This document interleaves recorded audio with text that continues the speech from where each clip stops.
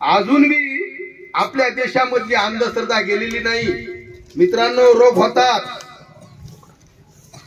लेकरं मरतात, मोठाली माणसंही मरतात, कारण कुठला तरी आजार झालेला असतो. पण आपल्या घरी काय करतात, अंगारा लावते, सपोन बघते, आठपुरी मेंढीचा मस्त नवसही अजून गावामध्ये करतात काही काही. पण मित्रांनो हे सगळं चुकीचं आहे, कारण देव कुणाला लागत नसतो, देव कुणाचं वाईट करीत नसतो मित्रांनो. आणि देव हा माणसातच असतो. तुकाराम महाराजांनी काय अभंगात सांगितलं, तीर्थी धोंडा पाणी देव रोकडा सज्जन, की देवच हा माणूसच देव आहे मित्रांनो. जो सज्जन माणूस आहे का तोच देव आहे.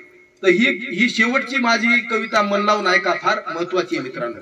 कारण मी माझा एक साडू आहे माजलगावकर, त्या साडूच्या गावी गेलो होतो.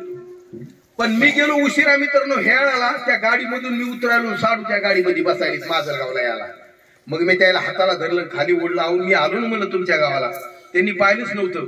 मला म्हणले मी पाहिलंच नाही मित्रांनो. मग ते साडू मला घरी घेऊन गेले. घरी गेलो तर कुलूप लावले, त्यांची पत्नी शेतात गेली खुरपायला. मग आता चहा तर पाजायच्या पाहुण्याला. मग मित्रांनो त्या माझ्या साडूनं दुसऱ्याच एका परक्या घरी मला नेऊन बसवलं आणि साखरपती आणा दुकानावर गेली. तर मित्रांनो तिथं अशी तुमच्यासारखी छोटीशी 7वी 8वीतली मुलगी असेल, 6वी 7वीतली, छोटस बाळ कडेवर घेतलंय आणि हाड हाड त्याला गाणी म्हणायला लागली. बाळ एवढं रडायलंय मित्रांनो, भयानक, ते राहायचं ना. मग मी त्या ताईला म्हणलं, अगं ताई ते किती रडतोय, मला त्याची आई कुठं असली तर त्याला पाजायला नाही. त्या आईचं नाव घेतलं की ती मोठी बी लागली रडायला, दोन्ही रडायला लागली. मला काही कळायलाच मार्ग नाही. मग तितक्या साडू आले माझे. मग चहा त्यांनी तिथं केला, मला पाजला. मग आम्ही बाहेर निघाल्यावर मी विचारलं त्यांना, अहो म्हणजे आईचं नाव घेतलं, मोठी पोरगी रडायली, तिला आणि रडायली का, रडू रडू त्यांनी करकासा केला, काय कारण आहे. त्यांनी सांगितलं मला, साडू ह्यांची आई आताच वारली. हे लहान बाळ जन्माला आलं, वडील लोकांच्या कामावर सारानं, घरी वावर नाही, काय नाही, गरिबी.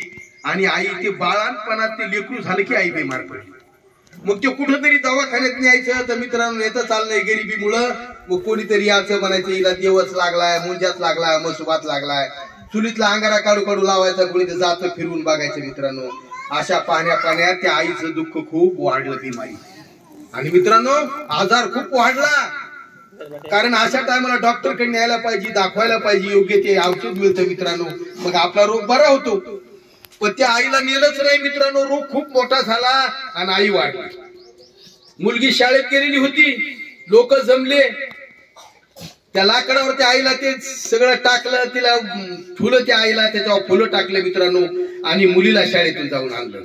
आता तिला काही कळत नव्हतं. तिनं पाहिलं, माझ्या आईला सोडा, माझ्या आईला कामू बांधलं, आई तू कामू तसं करायलीस ग, माझ्याशी बोलणं ग, मोठ्यानं रडायला लागली ती मुलगी. पण काही माणसं आले तिला नेलं. म्हणले ताई तुझी आई देवा घरी जाणार आहे, म्हणले पुन्हा येणार आहे वापस, चल म्हणले.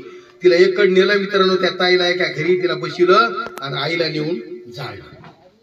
पण हिला वाटत होतं माझी आई कुठेतरी आहे, देवाचं घर असतंय, माझी आई कुठेतरी आहे. मग त्या बाळाला म्हणायची ती, बाळा आपली आई इकडे गेलेली, देवाच्या घरी येणार आहे. पण त्या लेकराला काय माहिती. मग मित्रांनो ह्या प्रसंगावर मी एक कविता लिहिली. काय म्हणते ती, छोटीशी आपल्या बाळाला कडे, भावाला कडेवर घेऊन काय म्हणते, गेली दूर दूर सांग ग कोठे आई, गेली दूर दूर सांग ग कोठे आई, रडतो ग बाळ राजा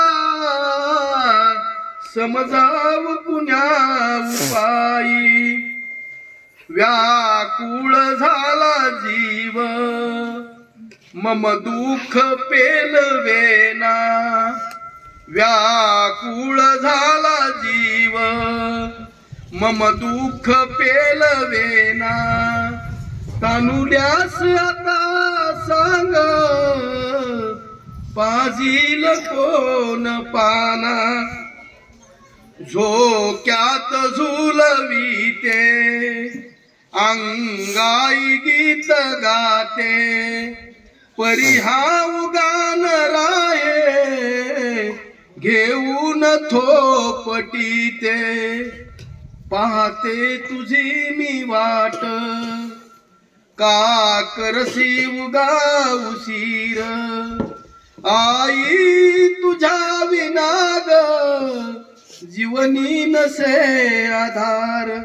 आणि शेवटचं ती ताई आपल्या आईला काय म्हणते मित्रांनो, तू सोडून गेलीस बाळा, मीच झाले त्याची आई. तू सोडून गेलीस बाळा, मीच झाले त्याची आई. तेव्हा मला समजले बाई, आई हीच असते आई. धन्यवाद.